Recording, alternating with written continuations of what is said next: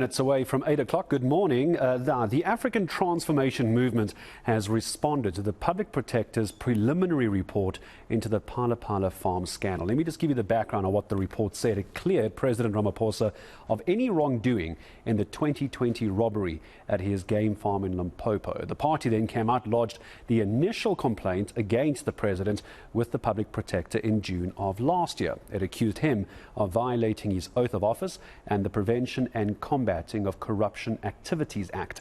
But acting Public Protector said that the president had not acted improperly. Well, let's get the reaction then to that preliminary report. ATM spokesperson Zama Ntshona joining us this morning. Hello to you, Zama. Good to have you with us on eNCA. So what actually is the response in your replying affidavit? Just bring me up to speed.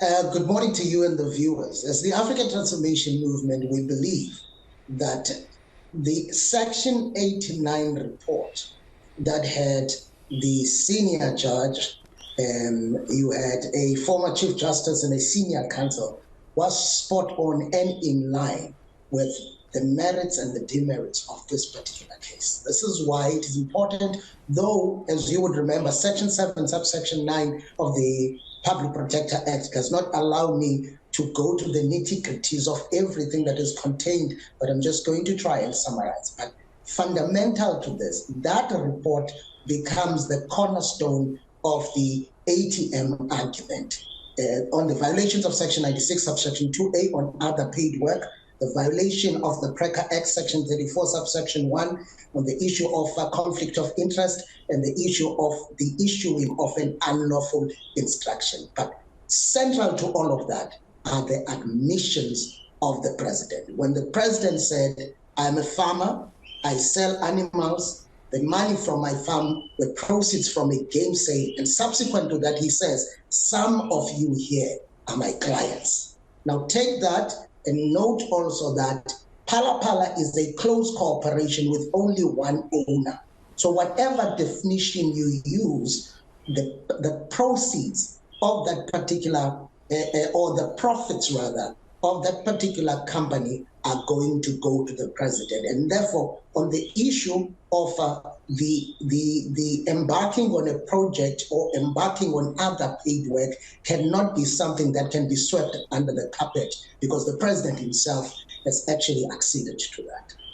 So I imagine then, Zama, you would agree with the statements of former President Thabo Mbeki, who's come out, and this is widely reported, that this preliminary report by the Public Protector is not in fact a final report. You'll concede that, but it actually just poses more questions which need to be answered by the president. You would agree with that sentiment by the former president?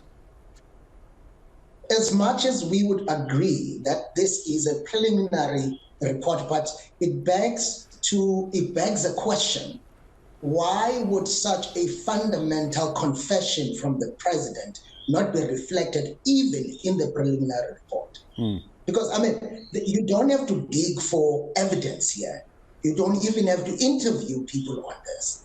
On national television, broadcasted across the world in the globe, the man makes an admission that he's embarking on other paid work. Why would that not be reflected even in the preliminary report? We agree. The finalization is going to be looking into the issues that we are raising, but why would such a confession be omitted or not reflected to the consistent to the Section 89 panel on this preliminary report?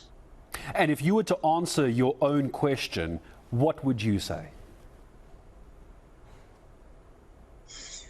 It is one of the things that you look into and you worry, because you would remember that there were extensions that happened without us knowing a complainant on 2 occasions, including when the Public Protector said, if you do not do this, I will then summon you or I will give you the...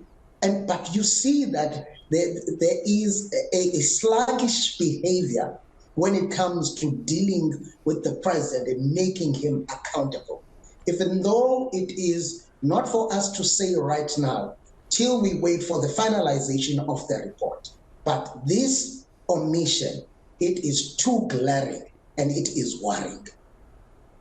What would you now do with this replying affidavit has come out? What are the timelines on this? Because I think the country as a whole is starting to get a sense that with all the affidavits, the replying affidavits, the arguments, the counter arguments, we're starting to go down a rabbit hole here, and it's starting to get difficult to follow. So what is the timeline on this? The replying affidavit from yourselves has come out. You are wanting exactly what from the public protector, and by when? Right. On the issue of the timeline, when we wrote to the public protector, we made mention of Section 3, subsection 2 of the Executive Members Ethics Act, which says within 30 days, the public protector must issue an interim report.